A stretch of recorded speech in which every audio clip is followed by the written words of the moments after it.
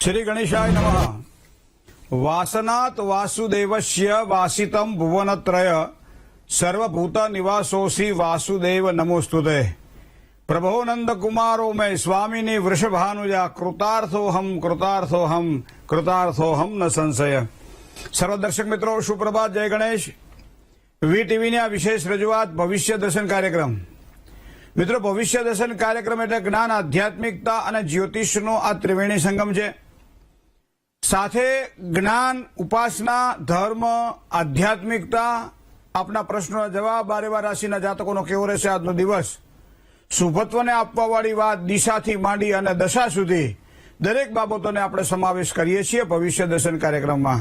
પણ હર હંમેશની જેમ શરૂઆત તો પંચાંગથી જ કરીશું, કારણ કે તદેવ લગ્નમ સુદિનમ તદેવ તારાબલમ ચંદ્રબલમ તદેવ વિદ્યાબલમ દેવબલમ તદેવ લક્ષ્મીપતે તે દ્રિયુગમ સ્મરામી।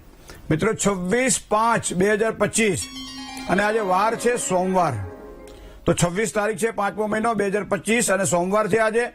વૈશાખ મહિનાના કૃષ્ણ પક્ષની ચતુર્દશી છે। બપોર પછીના ભાગમાં એ અમાવાસ્યાની શરૂઆત થશે। અત્યારે ચાલી રહ્યું છે કૃતિકા નક્ષત્ર, અતિકંડ નામનો યોગ અને શકુની નામનું કરણ। બપોરે 12:11 અહીંયા આ કરણ પૂરું થાય છે શકુની, અને ત્યારબાદ ચતુષ્પાદ કરણની શરૂઆત થાય છે। કૃતિકા નક્ષત્રના પ્રથમ ચરણમાં મેષ રાશિ આવે છે। મેષ રાશિના અક્ષર છે અ, લ અને ઈ, જે બપોરે 1:49 સુધી ચાલશે। ત્યારબાદ કૃતિકા નક્ષત્રનું બીજું ચરણ એટલે કે વૃષભ રાશિ આવશે, જેના અક્ષર છે બ અને ઉ। તો બપોરે 1:39 સુધી જેનો જન્મ થાય એના માટે મેષ રાશિ રહેશે, અને ત્યારબાદ 1:39 પછી વૃષભ રાશિ રહેશે। તો આ પ્રમાણે નામ રાખવાનું રહેશે। મેષ અને વૃષભ રાશિવાળા જાતકોને આજનો દિવસ મંગલમય રહેશે। જય ગણેશ। દિન વિશેષની વાત કરીએ મિત્રો। દિન વિશેષની અંદર વાત કરતી વખતે આપણે આજે સામાન્ય રીતે વૈશાખ મહિનો એમ કહેવાય છે, ભગવાન શ્રી હરિનો પ્રિય મહિનો છે વૈશાખ મહિનો, અને એટલા માટે વૈશાખ મહિનામાં તહેવારો, ભગવાનના શ્રી અવતારો વૈશાખ મહિનામાં ખૂબ જ જોવા મળે છે। ધાર્મિક ઉત્સવોની વાત કરીએ તો પ્રતિષ્ઠાથી માંડી અને દરેક પ્રકારના એક નવી ઉર્જા ઉત્પન્ન કરે એવો સમય છે। લગ્નની પણ મોસમ છે અને એના કારણે એ પણ એક આનંદનું વાતાવરણ નિર્માણ કરે છે। પણ સાથે સાથે એ પૂર્ણાહુતિ જ્યારે થાય ત્યારે ચતુર્દશી એટલે 14 ને 14 પછી જ્યારે અમાસ આવતી હોય ત્યારે દરેક દેવતાઓને આપણે દરેક સમયે યાદ કરતા હોઈએ છીએ, પણ 14 આવે કે અમાવાસ્યા આવે ત્યારે આપણે યાદ કરતા હોઈએ છીએ આપણા પૂર્વજોને, આપણા પિતૃઓને યાદ કરતા હોઈએ મિત્રો। અને પિતૃઓને જ્યારે યાદ કરવાના હોય ત્યારે આપણે ઘણી વખત એવું માની કે ભાઈ અમારા દાદા કે અમારા પિતા કે અમારા ફોઈ કે અમારા મામા કે અમારા માસા કે અમારા કાકા કે કાકી કે કુટુંબ, આવું બધું આપણે યાદ કરતા હોઈએ। અને એવા સમયે એક આપણને કુંડળીની અંદર પિતૃદોષ છે એવું કોઈ કદાચ ભૂદેવ આપણને કહી દે એટલે આપણને સામાન્ય રીતે આવો જ એક વિચાર આવે કે ભાઈ આ કોઈ કાકા નડતા હતા કે મામા નડતા હતા કે માસી નડતા હતા। હવે નડતા હતા શબ્દ જયારે આવે ત્યારે પિતૃઓને પણ એમ થાય કે અમારું કામ નડવાનું જ છે, હે અમે આશીર્વાદ અત્યાર સુધી આપીએ એનું કઈ મહત્વ નહીં, નડવાનું કેમ? તો મિત્રો, એવા સમયે આપણે યાદ કરવા પડશે પિતૃઓના આ સ્વરૂપને। પિતૃઓના સ્વરૂપને આપણે કહીએ છીએ કે મનસા વાયુ ભૂતેના, એ વાયુ સ્વરૂપે મન સાથે લઈને જાય છે પિતૃઓ। શરીર જ્યારે એમ કે વાંસા જીર્ણાન યથા વિહાય, આ ગીતાજીના સિદ્ધાંતને યાદ કરીએ કે શરીર છૂટી જાય છે પણ મન કોઈ દિવસ મળતું નથી। આત્માની સાથે મન જાય છે અને મન જેમાં ભરાઈ જાય પછી એ પીડા અનુભવાય છે। ઘણી વખત આપણે કહીએ કે પિતૃદોષ છે ત્યારે એમ કે 2 વર્ષ પહેલા અમારા કાકા એક્સિડન્ટમાં ગુજરી ગયા હતા કે મારા પપ્પાનું આ રીતે મૃત્યુ થયું હતું। તો 1 વર્ષ કે 2 વર્ષની અંદર આવતું હોય તો એ કુંડળીમાં પિતૃદોષ તરીકે ના આવે। પિતૃદોષની અંદર કુંડળીમાં ત્યારે આવે છે જ્યારે આપણા ત્રીજી પેઢી હોય, દાદાનું કોઈ પણ પ્રકારના, દાદાની આગળનું કોઈ પણ હોય, ત્યારે ત્રીજી પેઢીની અંદર અહીંયા પિતૃદોષ નિર્માણ થાય છે। તો આ પિતૃદોષ ત્રીજી પેઢીમાં આવે છે, અને જ્યારે પણ એના સંતાન હોય એ પિતૃદોષની પીડા નિવારણ માટે જ્યાં સુધી એના ઉપાય ન કરે ત્યાં સુધી ઘણી બધી કુંડળીઓમાં જોયું છે પાવર ઓફ એટર્ની કહીએ ને આપણે, જ્યારે માણસ જ્યારે જાય ત્યારે પોતાની જે પ્રોપર્ટી હોય કોઈને લખી દે, આપણે એને પાવર ઓફ એટર્ની કહીએ છીએ। એમ અહીંયા પિતૃઓ પોતાની અધૂરા જે અરમાન છે એના સંતાનોના નામે પાવર ઓફ એટર્ની કરી દે છે। એનો મતલબ કે જે હું નથી કરી શક્યો, જે મારાથી નથી થયું, એ હવે તારી જવાબદારી છે, અને એવા સમયે મારી અધૂરી વાસનાઓને પૂરી કરવા માટે તારે આ કર્મ કરવાનું રહ્યું। અને એ જ્યારે કુંડળીની અંદર ગ્રહોના બળથી જ્યારે જોવાનું હોય ત્યારે આપણે જોઈ શકીએ છીએ કે આ પિતૃદોષ કુંડળીમાં છે કે નહીં।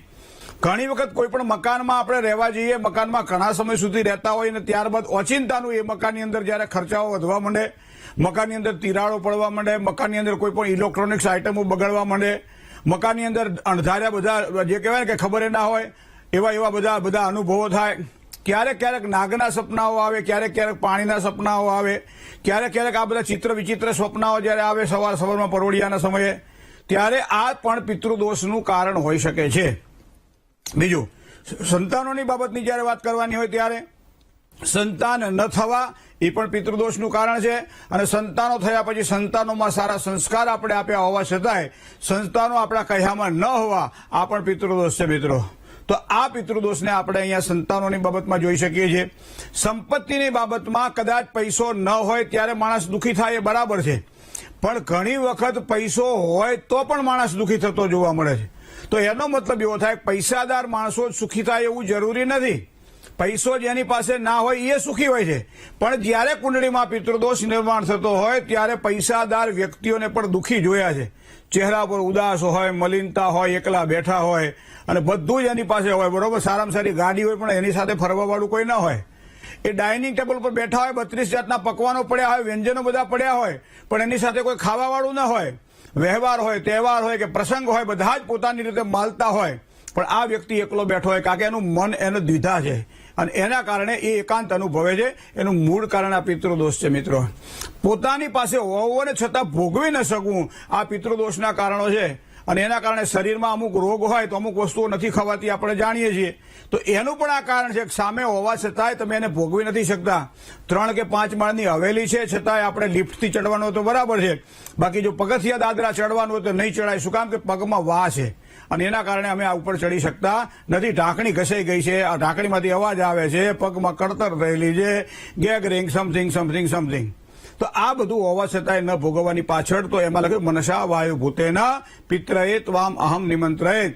જ્યારે પણ પિતૃઓને યાદ કરવાના હોય ત્યારે કહ્યું છે કે મનસા વાયુ સ્વરૂપેણ, તમે વાયુ સ્વરૂપે છો અને મનથી અમે આપને બોલાવી રહ્યા છીએ. આવા સમયે ઘરની અંદર જ્યારે પિતૃદોષ હોય ત્યારે આ વસ્તુ જોઈ શકાય છે કે ઘરની અંદર સુખ હોવા છતાંય આપણે એને ભોગવી શકતા નથી. પિતૃઓના દોષની અંદર આ વસ્તુ આપણે જોઈ શકીએ છીએ. સંતાનોને સારા, પોતે જો દીકરી દીકરા જુઓ તમે તો કયાગરા હોય, વ્યવહારુ હોય, હોશિયાર હોય, બુદ્ધિશાળી હોય, સારી પોસ્ટ ઉપર હોય, સારી જોબ કરતા હોય, સારો પગાર લાવતા હોય, છતાંય જયારે ઠેકાણું ન પડતું હોય, માંગા ન આવતા હોય, અથવા સામેથી આપણે માંગું નાખીએ છતાંય માંગું ઠેલાતું હોય ને આપણને પરિણામ ન મળતું હોય, છોકરાની ઉંમર થઈ ગયેલી હોવા છતાંય જયારે આપણે આપણા સંતાનોના લગ્ન નથી કરાવડાવી શકતા, તો એવા સમયે પણ પિતૃદોષને ભૂલવો ન જોઈએ. દીકરી આમ જેમ જેને કહેવાય ને કે ભાઈ આમ એવી સરસ મજાની હોય, ભગવાને આપણને આપેલું અમૃત જેને કહી શકાય, આવું સરસ સંસ્કાર, સુંદર રીતે પોતાની જીવન જીવવાની પદ્ધતિ, બધું હોવા છતાંય સારા એને ફળ પ્રાપ્ત થતા નથી. અને એવા સમયે પણ આપણને પિતૃદોષની પીડા ક્યારેક અનુભવાય છે. આ દૈનિક વ્યવહારની વાત કરી મિત્રો. વાસ્તુ દોષના કારણે તમે જોજો ઘરની અંદર મોટા ભાગે તમારે જે પશ્ચિમ દિશા અને ઉત્તર દિશાની વચ્ચે જે વાયવ્ય ખૂણો જે આવે છે, એ વાયવ્ય ખૂણાની અંદર કોઈ પણ પ્રકારનો જ્યારે દોષ હોય ત્યારે પિતૃઓની અવકૃપા હોઈ શકે છે. તો આને પણ ધ્યાનમાં રાખવું રહ્યું. એથી વિશેષ હું તમને કુંડળીની અંદર કહું, કુંડળીમાં રાહુ એ મારા અને તમારા પિતૃઓનું પ્રતિનિધિત્વ કરે છે અને એટલા માટે જ અમાસના દિવસે રાહુની પૂજા થાય છે, બુધવારના દિવસે રાહુની પૂજા કરીએ છીએ. શું કામ? કે ત્યાં પિતૃ સ્વરૂપે આપણે રાહુની પૂજા કરતા હોઈએ છીએ. પિતૃદોષમાં મુક્ત થવા માટે રાહુની પણ પૂજા કરવામાં આવે છે. અને એવા સમયે તમારી જન્મકુંડળીમાં તમે જોઈ લો, 6ઠું સ્થાન જેને શત્રુનું સ્થાન કહેવામાં આવે છે, 6ઠું સ્થાન જેને રોગનું સ્થાન કહેવામાં આવે છે, તે 5મું સ્થાન એ પૂર્વ જન્મના સંચિત કર્મોનું સ્થાન છે. પૂર્વ જન્મમાંથી આપણે જે લઈને આવ્યા છીએ એ છે તે. 8મું સ્થાન આપણા આરોગ્ય અને આયુષ્યનું છે તે. અને 12મું સ્થાન એ આપણા વ્યયનું, ખર્ચાઓનું અને બંધનનું સ્થાન છે તે. તો એનો મતલબ એવો થાય કે આ 4 સ્થાનને કુંડળીમાં જોવા રહ્યા. જો કુંડળીના આધારે પિતૃદોષ જોવો હોય તો ઘણી વખત બધો જ ગ્રહો સારા હોય છતાં પરિણામ ન મળે, ત્યારે આ પ્રમાણે પિતૃઓને પણ યાદ કરવા પડે, પિતૃઓનું પણ કર્મ જોવું પડે. અને કુંડળીના આધારે જો જોવા જઈએ, 5મા સ્થાનમાં પાપાક્રાંત બનતો રાહુ હંમેશા પિતૃદોષ કરે છે. અને ક્યારે ઘા મારે કઈ નક્કી નહીં હો.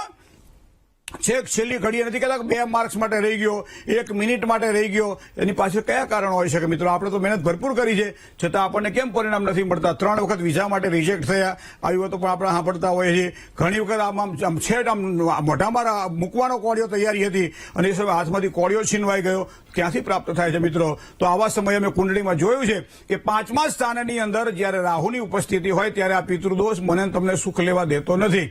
હવે સૂર્ય જે છે એ પ્રતિનિધિત્વ દેવતાઓનું કરે છે અને જે રાહુ છે પિતૃઓનું પ્રતિનિધિત્વ કરે છે. તો આવા સમયે આ બંને ગ્રહો સૂર્ય અને રાહુ, જેને સામાન્ય રીતે જ્યોતિષ ભાષાની અંદર ગ્રહણ યોગ કહેવામાં આવે છે, પણ આ ગ્રહણ યોગ ત્યાં જ ગ્રહણ યોગ બને છે જો 6ઠા, 8મા અને 12મા સ્થાનમાં ના હોય તો. જો 6ઠા, 8મા કે 12મા સ્થાનમાં સૂર્ય રાહુ સાથે જ્યારે યુતિમાં હોય ત્યારે એ પિતૃદોષ બને છે અને તીવ્ર પિતૃદોષ બને છે મિત્રો. 3 પ્રકારના પિતૃદોષ છે. એક પિતૃદોષ છે, એક સૌમ્ય પિતૃદોષ છે અને તીવ્ર પિતૃદોષ છે. 6ઠા, 8મા અને 12મા સ્થાનમાં રહેલા સૂર્ય અને રાહુ અંશાત્મક દ્રષ્ટિએ જ્યારે નજીક પડેલા હોય ત્યારે એ હંમેશા તીવ્ર પિતૃદોષ કરે છે અને પિતૃદોષના કારણે રાંધ્યા ધાન રચડે, જેને કહેવાય ને ઘરમાં જ કજિયાને કંકાસ થાય, દવાખાના કોઈ હુકાય નહીં, કોઈને કોઈ ગોળીઓ લઈએ તો રોગ મટે નહીં, કોર્ટ કચેરી કાવા દાવા કોઈ પણ સારું આપણે કરતા હોઈએ કોઈની નજરમાં આવી જઈએ, ક્યારેક ક્યારેક નજર લાગવી, ક્યારેક ક્યારેક આપણા બધા કામ સારા થતા હોય અને ઓચિંતાની જેમ ગાડી રોડ ઉપર ચાલતી હોય, ઓચિંતાની બ્રેક મારવી પડે ગાડી આમાં ખાડામાં જતી રહે, એ પ્રમાણે મારીને તમારી ગાડી જયારે ખાડામાં જતી રહે ત્યારે 6ઠા, 8મા અને 12મા સ્થાનમાં પિતૃઓને અવગણવા ન જોઈએ. કારણ કે 6ઠા, 8મા અને 12મા સ્થાનમાં રાહુ સૂર્ય સાથે બેઠેલો હોય ત્યારે પિતૃદોષનું નિવારણ અવશ્ય કરાવડાવવું જોઈએ. તો આ કુંડળીના દોષ છે મિત્રો. તો કુંડળીની અંદર 5મા સ્થાનની અંદર જયારે રાહુ બેઠેલો હોય, એકલો બેઠેલો હોય તો પણ પિતૃદોષ કરે છે. સૂર્ય સાથે બેઠેલો હોય ત્યારે તીવ્ર પિતૃદોષ કરે છે. 6ઠા, 8મા કે 12મા સ્થાનમાં આ કોઈ ગોર બાપાને બતાવવા આપણને ખબર ના પડતી હોય તો જેનો જાણકાર હોય એને બતાવવું જોઈએ. ઘણા લોકોને તો ખબર ના હોય તોય આમાં દીધે રાખતા હોય છે. આ વસ્તુ હંમેશા જોવાની હોય છે. હંમેશા કોઈ વ્યક્તિ કે આપણે સમજી લેવું, સાંભળી લેવું. ઘણી વ્યક્તિને આ કામ નથી થતું, પિતૃદોષ છે તમારો તપાસ કરાવડાવી લેજો. કોઈના ખીધેથી નહીં, પ્રમાણ જોઈએ મિત્રો. પ્રમાણ વગરની વાત નકામી છે અને પ્રમાણ આપણને જ્યોતિષ શાસ્ત્ર આપે છે કે 5મા, 6ઠા, 8મા કે 12મા સ્થાનમાં જ્યારે પણ રાહુ સૂર્ય સાથે ઉપસ્થિત હોય ત્યારે પિતૃદોષ બને છે, અથવા આ પ્રકારના મેં કહ્યું એ પ્રમાણેના લક્ષણો આપણને જોવા મળે ત્યારે પિતૃદોષ જોવા મળે છે. અને પિતૃદોષ માટે ઘણા બધા ઉપાયો છે. પણ હું તો તમને એક જ વસ્તુ કહું કે નજીકમાં કોઈ મહાદેવજીનું મંદિર હોય, તળાવનો કાંઠો હોય અથવા કોઈ પણ જગ્યાએ જ્યાં પાણી હોય, કૂવો હોય, એની આજુબાજુની કોઈ જગ્યા હોય અને જેને કે સરકારી જગ્યા હોય, પોતાની જગ્યા હોય તો પણ વધારે સારું, પણ સરકારી જગ્યા પણ હોય તો તમે ત્યાં જેના કુંડળીમાં પિતૃદોષ છે એને તમે પીપળો વાવવાનું કહી દો. જે વ્યક્તિ એ જગ્યાએ પીપળો વાવે અને જે પ્રમાણે દરરોજ એની પૂજા કરે અથવા દરરોજ ન કરી શકે તો દર બુધવારે પૂજા કરે અને નાના બાળકને જેમ એની માં ઉછેરે એમ આમ થડ જ્યાં સુધી ન બંધાય ત્યાં સુધી પીપળાને ઉછેરી અને પીપળાને મોટો કરે અને દરરોજ ત્યાં પાણી ચડાવે, દર બુધવારે પાણી ચડાવે, અમાસના દિવસે ત્યાં બેસી વિષ્ણુ સહસ્ત્રનો પાઠ કરે, ત્યાં બેસીને કોઈને જમાડે, તો ઘણા બધા એવા ઉપાયો આપણે કરવા જેવા છે. ફક્ત અને ફક્ત પૂજા કરાવવાથી, ચોખા ચડાવવાથી, કંકુ ચડાવવાથી, પાણી નાખવાથી, પિંડદાન કરવાથી પિતૃઓ તૃપ્ત થાય એવું જરૂરી નથી. ક્યારેક ક્યારેક આ પ્રમાણે પણ વિશેષ પૂજાઓ જેને કહી શકાય, એમાં ખાસ કરી વનસ્પતિની જો વાત કરવામાં આવે તો ભગવાને કહ્યું છે અશ્વત્થઃ સર્વ વૃક્ષાણામ, બધા વૃક્ષોમાં હું પીપળો છું. અને બીજી આવે ગાય. પીપળાની આ પ્રમાણે પૂજા કરવાની આવે.